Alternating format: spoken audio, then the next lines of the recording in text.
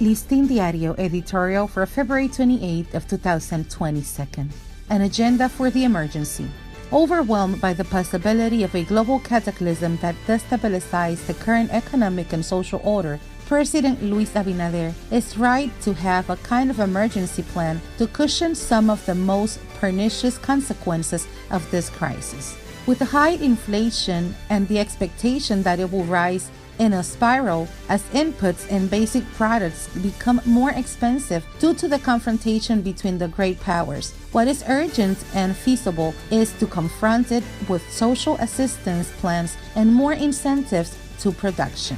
For now, the government has decided to be on a policy of subsidies to lessen the impact of the rise in fuel prices and specifically in essential raw materials to produce food.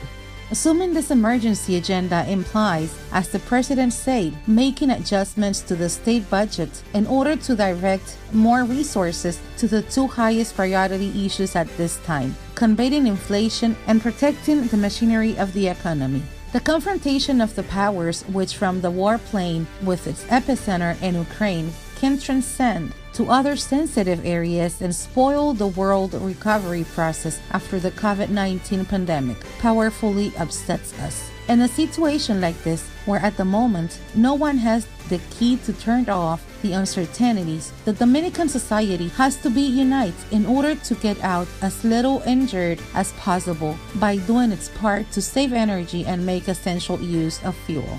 And to the part of the government, act more vigorously to impose a climate of austerity, cut off any waste and confront administrative corruption by tightening controls of state purchases and operations, without taking their eyes off the ways in which their institutions use public money.